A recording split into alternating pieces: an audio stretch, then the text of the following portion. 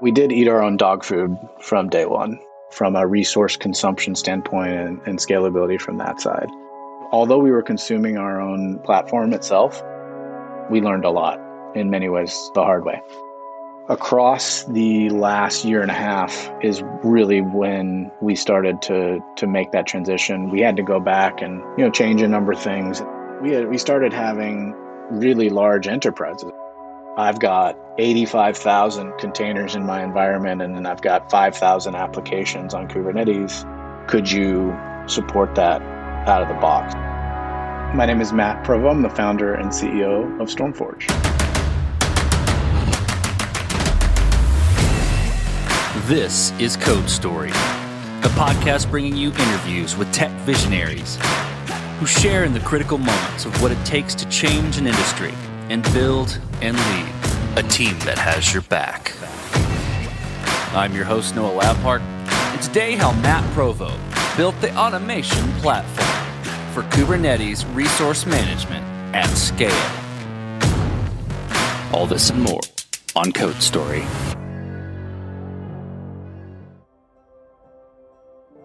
Matt Provo has been married for 16 years and has 3 kids.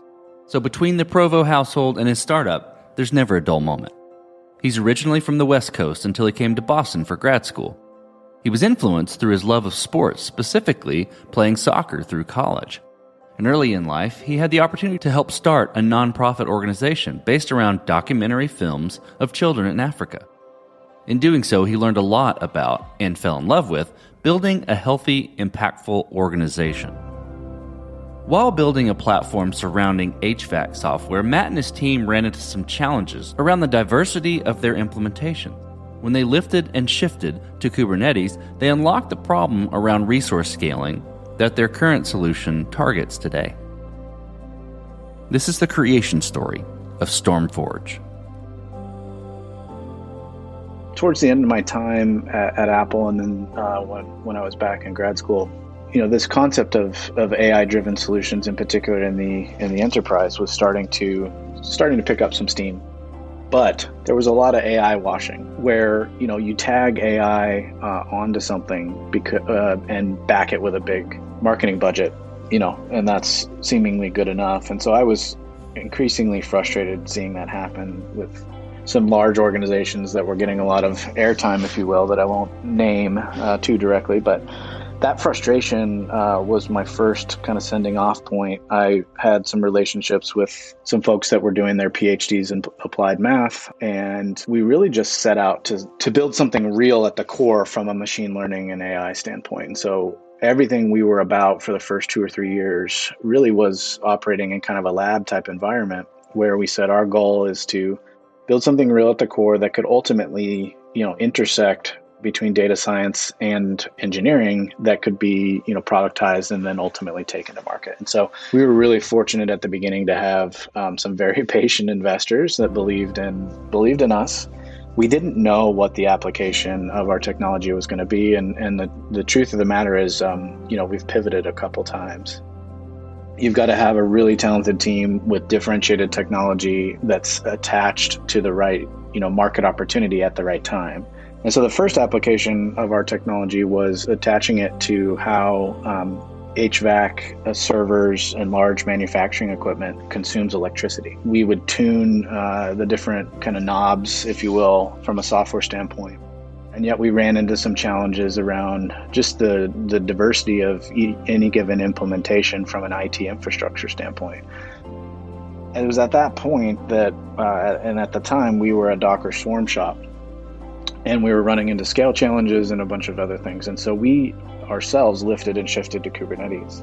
And it was in this lift and shift that we really unlocked the problem that we solve today. And so StormForge, the platform that we have both in a pre-production and production environment for applications running on Kubernetes is basically tailor-made to optimize how resources are consumed.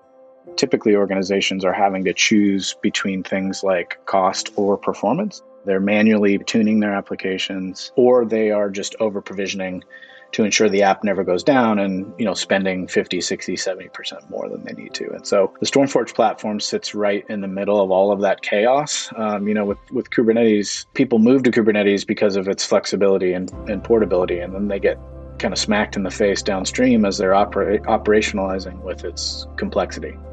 And so thankfully, from an ML standpoint, we like chaos, we like complexity.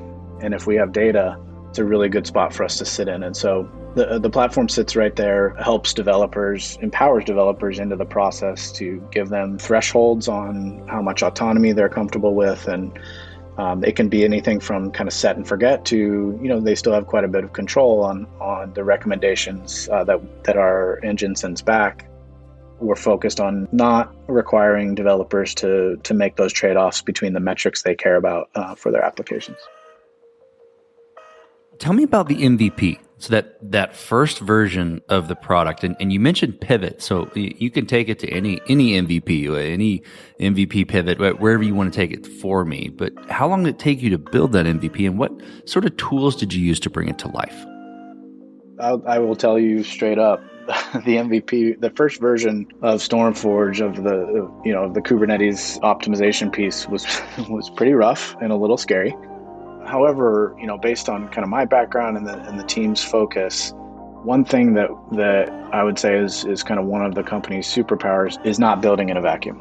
We talked to hundreds of developers along the way. We had design partners, really from the beginning. I think the most challenging part, both from an actual software standpoint, as well as the process of that pivot, is I went back to our board of directors 7 weeks after we had closed our Series A and had the board meeting associated with that, which was tied to the energy management solution. And within about 7 or 8 weeks, smacked us in the face that we needed to pivot. And we had all those conversations and did a bunch of validation. From a tooling standpoint, that's also when we were shifting from things like Docker Swarm to Kubernetes ourselves. And we were fortunate to have a few engineers early on at the company that were part of kind of the original crew from an open source and community standpoint of contributing to Kubernetes and how it was built. We've always been a machine learning, data science focused company. And so we use all the tools that you would expect. From a Python standpoint, to use quite a bit of TensorFlow over the years. We're React on the front end, and pretty agile from an overall standpoint. With any MVP or any early product, you got to make certain decisions and trade-offs, and you kind of alluded at a high level to some of these, but I want to give space for a full answer. So tell me about some of those decisions and trade-offs that you had to make, and how you coped with them. I would say that especially early on, as we were, getting to MVP, it feels like there were, thousands of those minute, were seemingly minute decisions that, now, and, kind of from an obsessive compulsive standpoint, all of us look back on in certain ways and, connect some level of tech debt, from time to time to some of those decisions. But we focus squarely at the application layer at the moment, and everything we do assumes an understanding or an alignment with the definition of an application within a Kubernetes environment.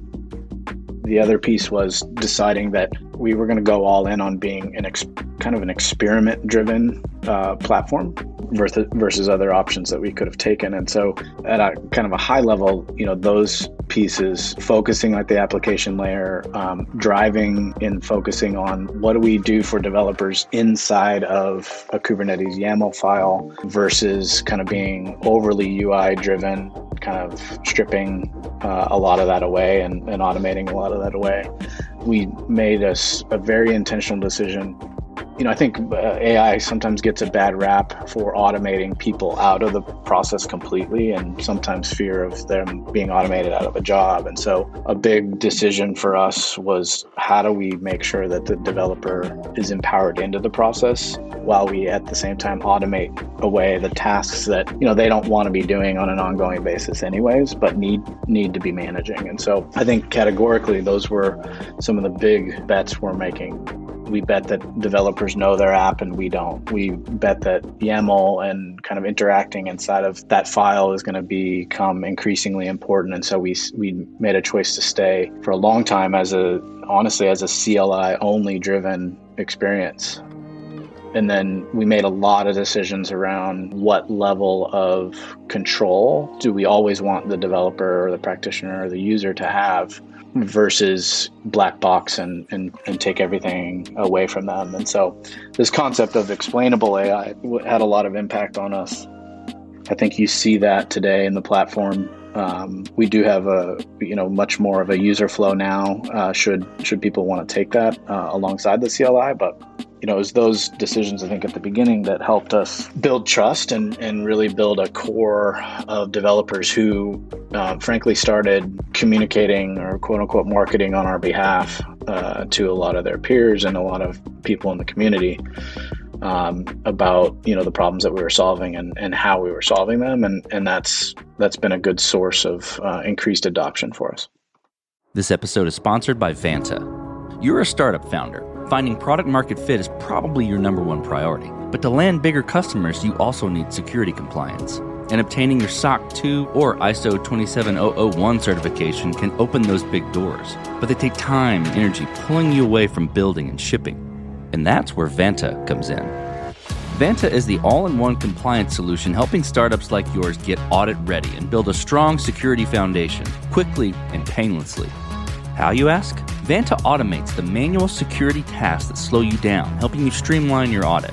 And the platform connects you with trusted vCISOs to build your program, auditors to get you through audits quickly, and a marketplace for essentials like pen testing. Join over 8,000 companies, including many Y Combinator and Techstars startups who trust Vanta. Simplify compliance and get $1,000 off at vanta.com/codestory. That's VANTA.com/codestory. This episode is sponsored by Kinsta. Between juggling client meetings, managing your website, and keeping up with everyday tasks, who has the time to stress out about website security? Well, with Kinsta, the technical stuff is taken care of, so you can focus on what you do best. Kinsta provides managed hosting for WordPress, offering lightning-fast load times, top-tier security, and unmatched human-only customer support. Whether you're a business owner, web developer, or running a digital agency, Kinsta makes managing your website easy and efficient. Kinsta provides enterprise-grade security, being one of the few hosting providers for WordPress with SOC 2 and other certifications, guaranteeing the highest level of security for your website. Thanks to their unlimited free expert-led migrations, Kinsta ensures a smooth transition for you from other hosting providers. Customers have reported 200% faster load times post-migration to their platform. What I find cool about Kinsta is their fast and reliable customer service and premium features that are included at no extra cost. Ready to experience Kinsta's hosting for yourself? Get your first month free when you sign up at kinsta.com today. That's KINSTA.com. Then from that point, right, how have you progressed the product and how have you matured it? And to put that in a box, what I'm looking for is how you built your roadmap and how you went about deciding, okay, this is the next most important thing to build or address with Stormforge. First and foremost, nothing that I would put at the feature level ultimately ends up being built, certainly not shipped, without significant customer or user input. Even as we've scaled and grown, we've invested in making sure that they're a part of the process. We have our go-to people that engage with us. We haven't gone as far as, some organizations, which I think is pretty cool in a lot of cases, to be honest, where the entire roadmap is, published open source and kind of like community driven. We've not gone to that, but I can say very confidently that, our roadmap is determined at least in half or 50%, of the weight of what goes onto the roadmap at least is driven by our users and customers, which is, I think, a really good piece. At the beginning, I mentioned CLI only. That's really, really developed from a CLI or user experience standpoint. Our Kubernetes controller in particular which is open sourced, has kind of taken huge leaps and bounds forward. We were pre-production only and very, very dependent from a data input standpoint on load and performance tests for a long period of time, which, not everyone has load tests, and certainly not everyone is willing to write them if they don't have them. So from a data input standpoint, we were very single-threaded for a long period of time. We've been pretty aggressively adding additional data inputs, as well as a bunch of integrations with, APM tools and other load and performance testing tools, et cetera, out there for a long period of time, which has, increased our footprint from an optimization capability standpoint, and also from a use case standpoint pretty broadly. A big part of our focus in the last year has been kind of closing that loop between pre-production and production for people in the same platform. And I think we've executed really, really well on that. There's something called the vertical pod autoscaler in Kubernetes, and it's really not, it's used by certainly less than 5%. A lot of the stats say more like 1% of Kubernetes users. We've added capabilities to beat the VPA's recommendations from an auto-scaling standpoint. Within the next month or so, we're adding what we're calling kind of two-way intelligent scaling capabilities. So we'll be tuning and providing recommendations both for the VPA and the horizontal pod autoscaler, the HPA, also in the same platform. And so, again, that's a huge leap forward. Nobody has that capability, and that's another example of something that's come over the last 6-8 months, mostly from talking to customers and users. Well, let's switch to team then. So how did you go about building your team? And what did you look for in those people that would indicate that they're the winning horses to join you? I've got a couple jobs as the founder and CEO of the company. One is, I do believe culture scales. So we've invested early and heavily and continue to invest in the things that we have at the company that allow us to compete, not just from a compensation standpoint, but from a benefit standpoint, from what we care about, core competencies and values and those kinds of things. And I think largely people are really excited to be here. We get a lot of internal referrals, to bring other people in. To me, it's always a great sign when I am excited about bringing my friend or former colleague or whoever it is into the company that I've chosen to work at, especially at our stage. And so that's been, I think, really good. Secondly, my job is to surround myself with leaders in particular but then ultimately, teams that can contribute in a unique way. And then many times in areas where I myself don't have a ton of experience. If you look at, our head of marketing, our head of sales, our CTO, our head of machine learning, these are all people with immense experience, but also incredible contributions to the company.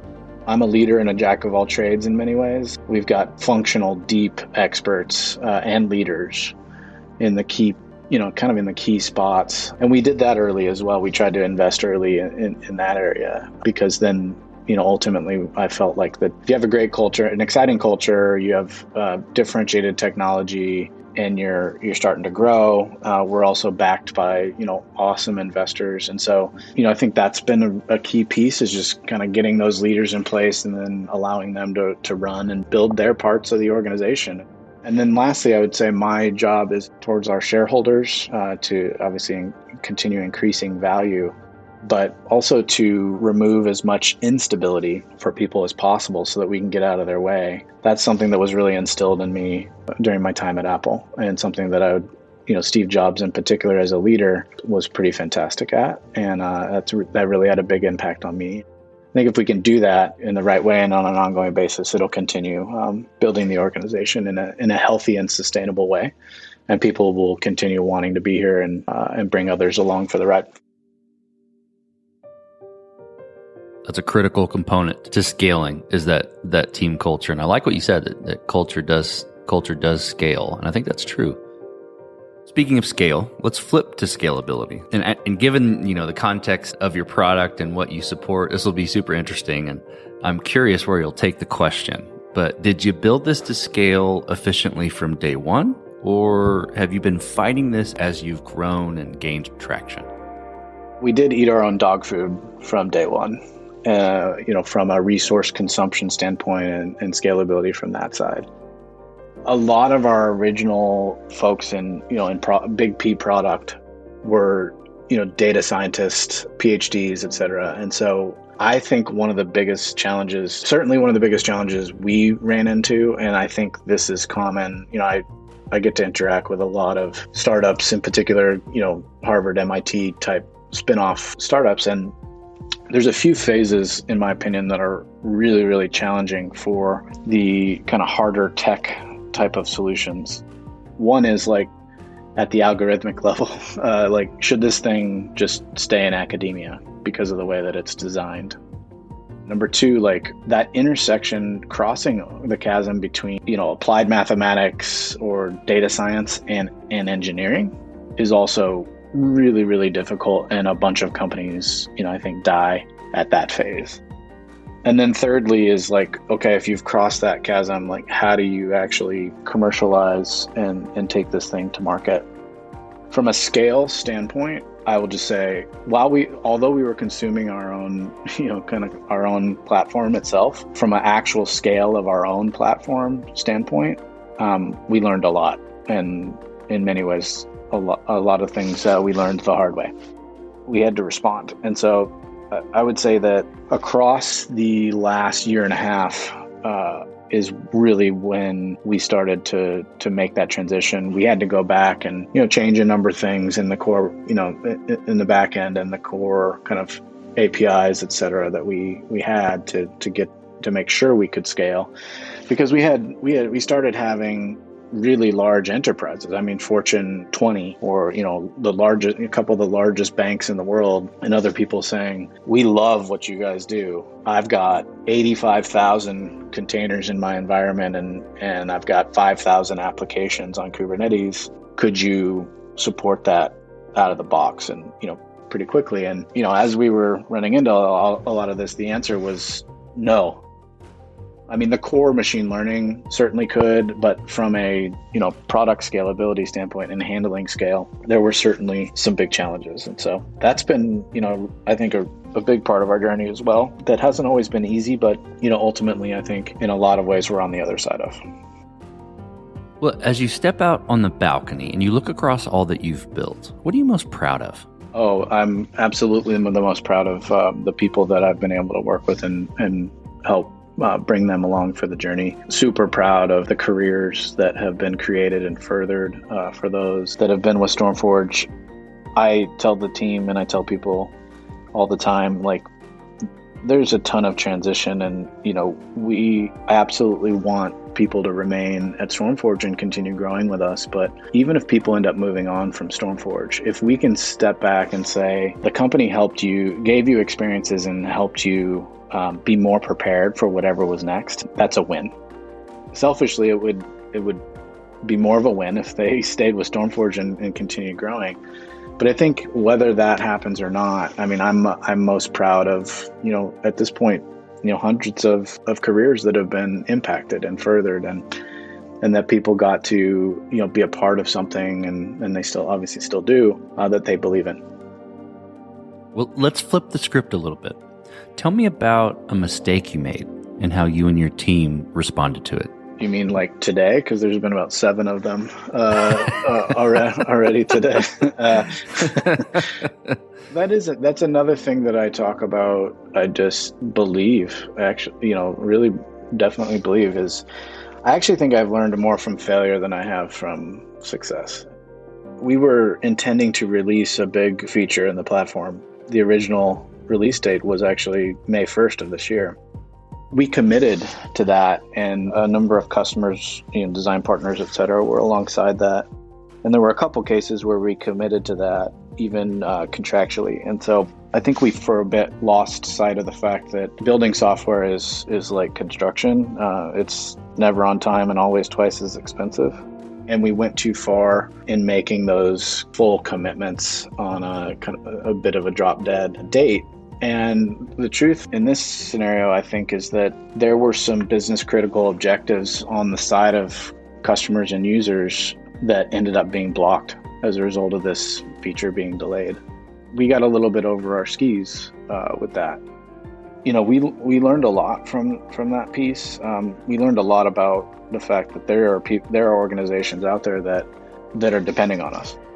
There are organizations using StormForge who have SLAs, SLOs, et cetera, directly and unequivocally connected, to what we're doing and the value and the services that we're providing. So, yeah, I think we learned a lot through that experience. I'm not sure I'll, again, let us kind of get to the contractual level on some of that, or at least we'll be very intentional about when and if we do that. But yeah, that's the first one that came to mind from a kind of a bigger issue type of thing that happened fairly recently. So what does the future look like for StormForge, the product, and for your team? We're a vertically oriented solution. We don't, our product footprint, if you will, or our set of solutions is very focused. I think there's a lot of good in that, but we don't have a huge product footprint. And so we have taken a strategy and an approach that we're going to stay that way. We're going to stay being the best in the world at what we solve for. And then we're going to partner and integrate otherwise. And so I'm really excited about the partnerships that we're building, the integrations that we have, and the kind of real relationships that we're developing. We announced a really strategic and intentional partnership with AWS recently. We've got something similar with Datadog, with a few of the other Kubernetes providers coming shortly.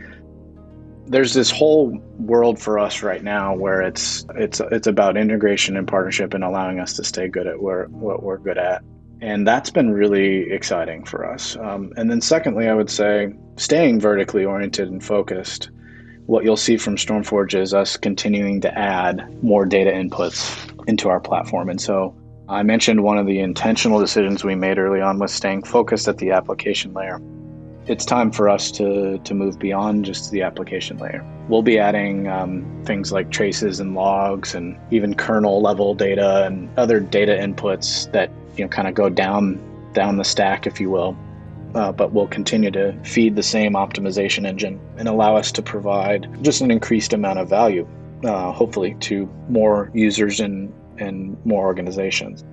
I mentioned already the two-way intelligent scaling, which is a huge need and problem in the Kubernetes world that we're really excited to take a big swing at to help solve. And I'd say the other piece for us is just continued growth and expansion. I mentioned we're building out our European presence. We've got a few customers in Asia right now, like in Japan, South Korea. So we'll be building out that area as well, and doing what we can do to continue to create and capture value as we grow. Let's switch to you. Who influences the way that you work? Name a person you look up to and why. Kareem Lakhani, one of my professors at Harvard for grad school, just an incredible man, an incredible thinker, but also an incredible operator.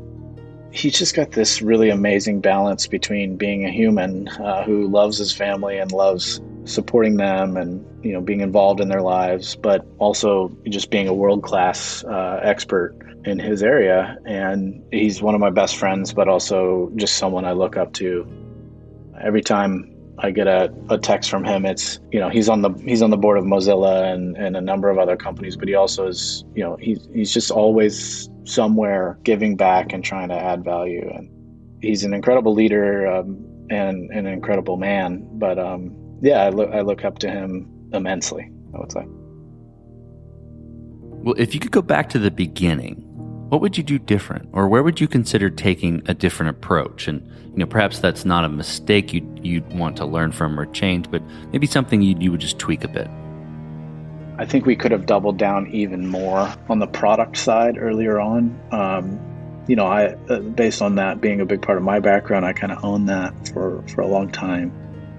But I even found my own bias, impacting what we were going to build and how we were going to build it. And so I think investing earlier in that piece would be something I would tweak and change. I would say externally, we didn't take any venture capital. The company's raised just over $70 million at this point, but we didn't take any venture capital. which I don't think I would change that necessarily. We had, angel investors that backed the company. I think that I probably would tweak maybe looking for a strategic investor from one of the first, big customers we would have, or someone that could have come in from a customer facing standpoint to give us like kind of continued and ongoing advice much earlier in the company's history. I think those two tweaks in particular, at least in the first 2 years of the company, could have, probably would have had an outsized impact if we would have done that. Okay, well, last question. So you're getting on a plane and you're sitting next to a young entrepreneur who's built the next big thing. They're jazzed about it. They can't wait to show it off to the world. Can't wait to show it off to you right there on the plane. What advice do you give that person, having gone down this road a bit? Slow and steady. I think I would really dig in there from the standpoint of, yes, you're on a burning platform, but that doesn't mean that you have to make decisions that fall within sort of the Silicon Valley driven norm of doing things. So you don't immediately need to go get into an accelerator and give away 30% of the company. You don't immediately need to do, some of these pieces that a lot has been ingrained from a formulaic standpoint. So slow and steady to me means, invest in the strategy that you have, understand where the knowns and frankly the unknowns are, and what you're doing to reduce the number of unknowns as quickly as possible, and then stick with it, right? So the only way to guarantee that you're not going to succeed is to give up. And so and then I think lastly, one thing that I also did early with both my companies was I tried to surround myself and thereby the original team with a set of advisors that were willing to put in some time and effort to help guide and help grow the initial foundation and pieces of the company. Because building in a vacuum is not only true for the product itself, it can also be true for the kind of the foundation and structure of the company. And so I think investing in that early is paramount. You'll pay it forward in ways that you can't even come close to seeing out of the gate. I mean, I can say without a doubt, the company would not be here today in all likelihood without the advice, guidance, and direction to myself and the original, call it 10 to 20 people of the company, without a very specific group of people that decided they were going to support us and give us guidance in a way that helped us see around corners that we might not have been able to see ourselves. All fantastic bits of advice. Well, Matt, thank you for being on the show today. Thank you for telling the creation story of Stormforge. I really enjoyed it. Thanks so much for having me. It was an awesome conversation. It felt like we were just, hanging out over coffee, chatting, and I just appreciate the opportunity to tell you and the listeners about a little bit more about Stormforge and what we're up to. Pleasure was all mine. And this concludes another chapter of Code Story.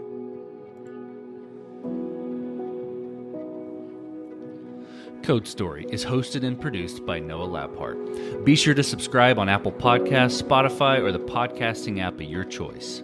Support the show on patreon.com/codestory for just $5 to $10 a month. And when you get a chance, leave us a review. Both things help us out tremendously. And thanks again for listening.